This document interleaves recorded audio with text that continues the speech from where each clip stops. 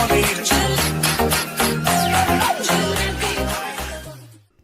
Hey supporters, welcome back to our channel. तो जैसा कि आप लोग देख ही पा रहे हो फ्रेम में, आज मैं रिव्यू करने वाला हूँ जायंट कंटेंट 3 का, जो मैंने बाय कर दी है। ये मेरी पहली रोड बाइक है ना। और इसे मैंने लगभग 1 महीना हो गया है बाय करे हुए। आज सेकेंड ऑफ मार्च है और ये मैंने करी थी बाय 7th ऑफ फेब। हाँ, 7th ऑफ फेब को मैंने बाय कर दी थी। तो आज इसका रिव्यू करने वाले हैं। 1 मंथ रिव्यू भी हो ही जाएगा साथ के साथ, क्योंकि मैं इस बार सोच रहा था कि लाते ही रिव्यू ना करूं, थोड़ा सा चलाऊं, थोड़ा इसके बारे में जानूं, फिर रिव्यू करूं।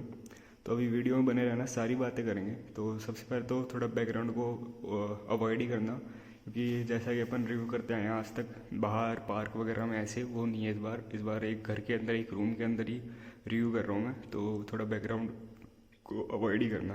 मैंने वीडियो की स्टार्टिंग में बता ही दिया, ये जो बाईसाइकिल है ये है जायंट कंटेंट 3।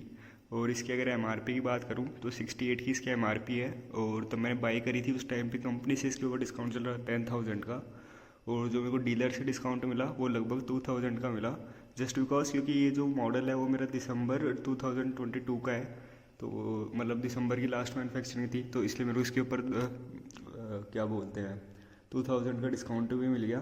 तो मतलब ये मेरे को ओवरऑल पड़ गई 56,000 की। तो 56,000 में मेरे को ये रोड बाइक पड़ी है। अब बहुत से लोग कहेंगे आगे तब वीडियो में अपन स्पेसिफिकेशन की बात करेंगे कि ये स्पेसिफिकेशन 30, 35 या 40 हज़ार के अंदर भी मिल रही थी। लेकिन भाई जो जायंट की ज्योमेट्री फ्रेम है, जो ज्योमेट्री है, जो ब्रांड वैल्यू है, जो ट्रस्ट है, वो जायंट ही दे सकता है, वो बाकियों में नहीं आएगा। और जो लाइट वेट फ्रेम है, तो अभी अपन इसके रिव्यू की तरफ बढ़ते हैं, इसके स्पेसिफिकेशन की बात करते हैं धीरे धीरे। तो जैसा कि मैं बता ही रहा था, जो जायंट की ज्योमेट्री वगैरह है, तो सबसे पहले ज्योमेट्री से स्टार्ट करते हैं, फ्रेम से बेसिकली। तो फ्रेम अपनी जो है क्या कहेंगे, इसे गोल्ड आयरन कलर कहते हैं, गोल्ड आयरन ब्लैक ऐसा कुछ नाम है इस कलर का। तो ये मतलब ग्रे फिनिश में है। और जिसके स्टिकर वगैरह है, मतलब स्टिकर तो नहीं है, पेंट जॉब ही है।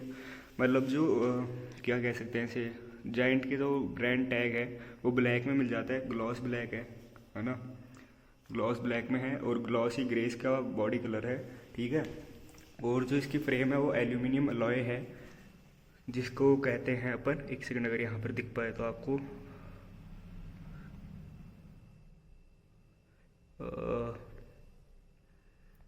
और कई लोग कहेंगे कि भैया यही कलर क्यों लिया, इसमें एक ब्लैक कलर भी आता है जो ज़्यादा अच्छा लगता है, उसमें स्टिकर जो है अपनी क्या कहते हैं वाइट कलर में आ जाती है। लेकिन मैंने वो इसलिए नहीं लिया क्योंकि ऑप्शन नहीं था। बेसिकली डीलर के पास एक ही कलर था डिस्काउंट प्राइस पे, जो कि ये था 2022 का मॉडल वाला, यही था।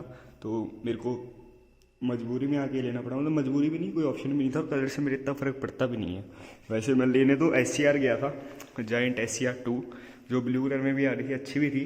तो उसमें एक ही दिक्कत थी, वो इससे 2000 भी नहीं, इनफैक्ट 4,000 महंगी पड़ रही थी, क्योंकि उसके ऊपर डीलर कोई डिस्काउंट नहीं दे रहा था, कंपनी का डिस्काउंट था। और कंपनी का डिस्काउंट है ना, उस पर पड़ रहा था मेरे को लगभग 60,000 की वो पड़ रही थी। और कंपनी ही मेरे को जो है इसके ऊपर 58,000 में कंपनी से डिस्काउंट था, और डीलर का 2,000 का वो डिस्काउंट आ गया, तो मेरे को उससे 4,000 सस्ती पड़ गई। और उसमें जो क्रैंक है ना वो प्रोवील का आता है। इसमें जो है, एक सेकेंड, FSA का टेम्पो क्रैंक आ जाता है, जो उससे लाइट वेट है और थोड़ा परफॉर्मेंस वाइज भी थोड़ा अच्छा है। तो ये बात होगी अपनी फ्रेम वगैरह की। और मैंने ये कलर ऑप्शन का भी बता दिया कि मेरे को कलर ये क्यों लेना पड़ा, ठीक है। तो अब आगे की बात करते हैं। अगर इसकी वेट की बात करें तो कंपनी आई थिंक सो 10.5 का वेट क्लेम करती है, 11 का मान लो मोटा मोटा। तो 11 का वेट कंपनी क्लेम करती है, लेकिन मैंने इसमें जो है 300 to 400 ग्राम जो है वेट रिड्यूस कर रखा है। अब वो कैसे, इसके जो टायर्स में है, दोनों टायर्स में आगे और पीछे रिफ्लेक्टर रहे थे, वो मैंने हटा दिए। एक यहाँ पर बेल लगी हुई थी, वो भी मैंने हटा दी। ये वाले रिफ्लेक्टर नहीं हटाए क्योंकि ये प्रैक्टिकल है, ये वाले रिफ्लेक्टर जो है प्रैक्टिकल है, इतना वेट भी नहीं होता। हालांकि मैं ये भी हटाऊंगा, मैं वो टेप लाऊंगा, रिफ्लेक्टर टेप, उसके बाद ये भी हटा के वो टेप लगा दूँ हर जगह, रिम्स पे भी और सब जगह। तो लाइट वेट भी हो जाएगा और सेफ्टी रीजन भी बने रहेंगे अपने। तो अब बात करते हैं अपन फोक की। तो फोक जैसे कि आप लोग देख पा रहे हो कि एल्यूमिनियम फोक है, जो कि मेरे को थोड़ा सा वैसे लगा कि मतलब एल्यूमिनियम लॉय फोक दे रहे हैं जाइंट वाले इतने हाई एंड रेंज में भी। हालांकि जो कंटेंट 2 है, क्या हो रहा है जुबान की, तो कंटेंट 2 है, उसमें जो है आपको कार्बन फॉक मिलता है, लेकिन वो सिर्फ 10,000 कॉस्टली है, सिर्फ और सिर्फ कार्बन फॉक की वजह से। बाकी सब कुछ सेम है, ग्रुप सेट, फ्रेम, ज्योमेट्री सब कुछ सेम है, बस एक कार्बन फॉक जो है आपको 10,000 एक्स्ट्रा पे करना पड़ेगा उसके लिए। तो मेरे को इतना वर्थ इट लगा नहीं। हालांकि कार्बन फॉक ऑब्वियसली परफॉर्मेंस थोड़ी अच्छी देता, लेकिन स्टिल मैंने ये लिया क्योंकि 10,000 उसके ऊपर इन्वेस्ट करना मेरे को थोड़ा अच्छा लगा नहीं। मुझसे अच्छा 10,000 के क्लीट्स वगैरह बाय कर सकता हूँ इसके लिए, जो कि मैं अभी तो नहीं लूँगा। क्लीट्स का क्या है वो सीन भी मैं आपको लास्ट में बताऊंगा वीडियो की कि क्लीट्स का क्या सीन है। और हाँ, अब जो अपन इसके ब्रेक्स की बात कर लेते हैं, तो ब्रेक जो है आपको टेक्ट्रो के कैलिपर मिल रहे हैं। यहाँ पर ब्रांडिंग नहीं आती है इसकी साइड में आती है। मैं इसकी एक फ़ोटो डाल दूँगा, उसमें आपको क्लियरली दिख जाएगा, इसमें दिख नहीं पा रहा है क्योंकि थोड़ा इंडोर है और लाइटिंग थोड़ी कम है इधर, तो वो रीज़न है। तो ये जो टेक्ट्रो के कैलिपर मिल जाते हैं आपको ब्रेक्स पर, रिम ब्रेक्स आते हैं, एंड यहाँ पर भी जो आपको जायंट की ब्रांडिंग मिल जाती है, ठीक है। पूरी इंटरनल केबल राउटिंग है, ये मैं बताना भूल गया। जायंट की almost I think so giant की जितने भी बाइक्स हैं एंट्री लेवल हैं या हाई एंड बाइक्स है, सब में जो है इंटरनल केबल राउटिंग ही आती है। तो ये एक अच्छी बात है जायंट की, तो ये भी बहुत क्या कह सकते हैं प्लस पॉइंट है इंटरनल केबल राउटिंग। इससे क्या होता है ना, एक डिसेंट फिनिश का लुक आता है, और तब भी आप इसे कहीं से उठाओगे ना, जैसे अब मान लो इंटरनल केबल राउटिंग है, आपको यहाँ से उठानी है, आप उठा के लेके जा सकते हो। अगर यहाँ वायर होता तो थोड़ा दिक्कत करता है, अनोइंग होती है वो चीज़ें। तो इंटरनल केबल राउटिंग अच्छी चीज़ होती है। कॉकपिट की बात करें तो handle bar I think so 780 mm का है, मैं इसके बारे में श्योर नहीं हूँ, तो ये आप लोग वेबसाइट पर जाके चेक कर सकते हो। और जो इसका ये है स्टैम, ये अपने को मिल जाता है 7 डिग्री का एंगल आ जाता है इसमें। अब ये नेगेटिव पे है, बेसिकली नेगेटिव और पॉजिटिव ही होता है। अब जैसे ये ऐसे है ना तो नेगेटिव हो गया, अगर अपन इसे उल्टा लगा देंगे तो 7 डिग्री पॉजिटिव हो जाएगा, तो अभी 7 डिग्री नेगेटिव में है। एंड जो स्टैम है वो 100 mm का है, जो कि आप यहाँ पर देख भी पा रहे होंगे। एक सेकेंड, ये देखो 100 mm, ठीक है। 7 डिग्री प्लस मतलब पॉजिटिव नेगेटिव का मैंने बताई थी क्या होता है सीन। और ये जो है 6 Nm का, इस पर मैक्स लोड लगना चाहिए, मतलब स्क्रू का जो टाइटनेस वगैरह होती है 6 Nm से ज़्यादा नहीं होनी चाहिए। तो ये था कुछ अपना कॉकपिट का। अब अगर अपन जो बात करते हैं अपन इसके टायर्स की वगैरह की बात कर लेते हैं, रिम वगैरह की। रिम जो है इसमें डबल वॉल अलॉय मिल जाता है, ठीक है, विद प्रेस्टा वॉल्व, ठीक है। और जो इसमें टायर है वो 700/28C मिलता है, ये देख लो, ठीक है। 120 PSI इसका मैक्स वो है, क्या कहते हैं, प्रेशर। जायंट की अपने को रिम मिल जाती है, जायंट के टायर मिल जाते हैं, जायंट का फ्लैट का टायर मिलता है, ठीक है। SR3 का AC ऑल कंडीशन वाला टायर मिल जाता है। हालांकि ये उतना प्रैक्टिकल मैं नहीं कहूँगा इंडियन रोड के हिसाब से, जैसे कि आप देख पा रहे हो ये एकदम फ्लैट ही टायर है। ऑब्वियसली टायर का नाम भी फ्लैट गार्ड है, क्योंकि इस पर आप देखोगे ना यहाँ पर हल्के हल्के ग्रूव्स ही हैं बस। वो भी अगर कीचड़ में चलो ना या मिट्टी में चलो तो ये सारे भर जाते हैं, तो ये इतना प्रैक्टिकल नहीं है। बट हाँ, परफॉर्मेंस वाइज ये बहुत अच्छे टायर्स आ रहे हैं, जो अपने को विद कंपनी, मतलब कंपनी की तरफ से मिल जाता है, तो उस टाइप से बहुत अच्छे टायर्स मिल रहे हैं मेरे हिसाब से तो। और रिम भी थोड़ी अच्छी हैं, इतनी मतलब और नहीं कह सकते। हालांकि जैसा कि मैं स्कूल लेके जाता हूँ इसे, उसका तो वहाँ पर जो वो होता है ना अपना बाईसाइकिल स्टैंड, उस पर क्या कहते हैं बच्चे छेड़ते हैं ना, तो उनसे मतलब साइड में हो जाती है वो। तो उससे देखो कैमरा जूम क्यों नहीं कर रहा है, दिख रहा है? एक सेकंड, हाँ, मतलब ये देखो, ये जो हर जगह मतलब आगे वाले टायर पे हर जगह रिम पे थोड़े थोड़े स्क्रैचेज आ गए, मतलब पेंट उतर गया, क्योंकि वो स्क्रैच मतलब उस बाइक स्टैंड पे लग लग के तो वो हो गया है, ठीक है। SR3 का ही जो है इसमें रिम आ जाता है, जायंट का ही रिम आ रहा है।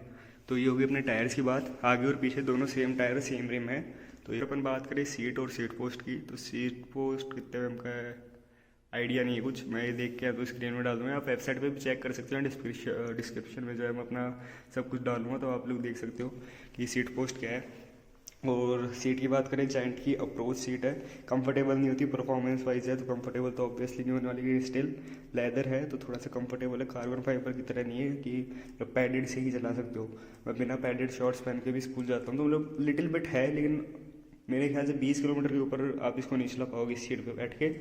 तो परफॉर्मेंस वाइज है तो ऑब्वियसली कंफर्ट तो आपको मिलने वाला है नहीं। पेडल्स की बात कर लें तो वेल्को के पेडल्स हैं, ठीक है। मॉडल इस पे लिखा हुआ है, फोकस क्यों नहीं हो रहा आज कैमरा, हाँ, मॉडल इस पे लिखा हुआ है M085 का वेल्को का मॉडल आ जाता है। पेडल्स दोनों साइड ये मैंने हटाए नहीं है, क्योंकि मैंने जैसे बताया मैं क्लीट्स भी सोच रहा हूँ बाय करने की 2, 4, 6, 7 महीने बाद। तो मैं इसी से धीरे धीरे आदत डाल रहा हूँ, तो फिर क्लीट्स में मेरा तब अपग्रेड होगा तो मेरे को थोड़ा ईजी रहेगा। तो इसलिए मैंने अभी तक हटाया नहीं है इसे। शायद क्या कहते हैं, स्ट्रैप पेडल ऐसा कुछ तो कहते हैं, स्ट्रैप क्लिपलेस पेडल, हाँ यही कहते हैं इसे। तो मैंने अभी तक हटाई नहीं। हालांकि थोड़ा वेट है इसमें, इतना वेट भी चलता है, इतना भी वो नहीं करना चाहिए। वेट है या इतनी लाइट वेट है, अप्रॉक्स 10.5 kg की है। तो वो तो हुई अपने पेडल्स की बात। तो ऑलमोस्ट मैंने सब कुछ कवर कर ही लिया है। तो बाकी एक क्विक रिव्यू कह सकते हो आप लोग, मतलब क्विक रिव्यू कर रहा हूँ मैं। डिटेल में तो आराम से मैं जैसे जैसे अब मेरा प्लान्स है, जैसे कि आप लोग चैनल पे देख पा रहे हो, मेरे पास जितने भी पहले के बैकअप व्लॉग्स है ना, वो सारे मैं निकाल रहा हूँ। फिर धीरे धीरे जो है मैं अभी नए वीडियो शूट करूँगा, तो धीरे धीरे रिव्यूज़ और देता रहूँगा मैं। तो एक और चीज़, जैसा कि ये जो फ्रेम है ये डुअल बोतल होल्डर ऑप्शन के साथ आता है। बेसिकली मैं यहाँ पर पंप लगाऊंगा, अभी नहीं, मतलब अभी थोड़ा मैं इसे समझ रहा हूँ साइकिलों की कैसे क्या है। अभी तो मेरे को हवा भी भरनी नहीं आती थी, मैंने हवा भी अभी 2-4 दिन में सीखी है। तो मैं अभी धीरे धीरे समझ रहा हूँ कि कैसे क्या साइकिल है, क्योंकि पहली रोड बाइक है। तो मैंने अभी तक इस पर हाथ भी सेट नहीं है मेरा ढंग से, और खोला तो मैंने अभी तक कुछ भी नहीं है। MTB पे तो मैं सब कुछ खुद ही करता था। अब जैसे कि इसमें है ना, बेसिकली एक चीज़ बताता हूँ, जैसे शिफ्टर वगैरह है, इधर उधर करने होते हैं ना, तो इधर इसको ऐसे करके इधर एक नट आता है। बहुत ही ईजी प्रोसेस है, मैं घर पे कर सकता हूँ, लेकिन मैं नहीं करता। स्टेम है, इसको ऊपर क्या होता है, स्टेम में नट खोल के हैंडल ऊपर नीचे कर दो, मैं नहीं करता, क्योंकि मेरे को इस पर कुछ भी छेड़ना नहीं है। क्योंकि रोड बाइक है, थोड़ी कुछ भी कंपोनेंट खराब हुआ तो थोड़ा सा कॉस्टली पड़ता है। वो MTB का तो कुछ कॉस्टली था नहीं, मतलब था लेकिन इतना नहीं था। वो कॉस्टली था भी इसलिए क्योंकि 27 स्पीड ग्रुप सेट के साथ थी। तो 27 ऑब्वियसली 21 स्पीड से थोड़ा सा क्या कहते हैं, कॉस्टली होता है। लेकिन फिर भी मैं उस पर लगभग ज़्यादातर सर्विसेज में खुद ही करता था। और उसका भी एक सीन हुआ पड़ा है, वो मैं आपको होप सो 1-2 महीने में बता दूं, अगर वो चीज़ सही हो गई तो। नहीं हुई तो उसका भी बताऊंगा सीन, मतलब उसका कुछ सीन हुआ पड़ा है अभी। तो ये तो हुई अपनी मोटी मोटी बात। बाकी यही था। बाकी अगर आपको कोई भी क्वेरी वगैरह हो तो डिस्क्रिप्शन में जो आपको मेरी इंस्टाग्राम ID मिल जाएगी, lazy_rider14, सेम एज इंस्टाग्राम क्या, सेम एज यूट्यूब ID। तो आप लोग मेरे से वहाँ पर भी पूछ सकते हो जो भी क्वेरी हो आपको, क्योंकि अभी तो बेसिकली यूट्यूब पे तो कुछ चल नहीं रहा, पुराने बैकअप व्लॉग्स ही निकल रहे हैं। तो नए आएंगे तभी कुछ होगा यूट्यूब पे। तो आज की वीडियो को इतना ही। Wait till the next one, keep supporting.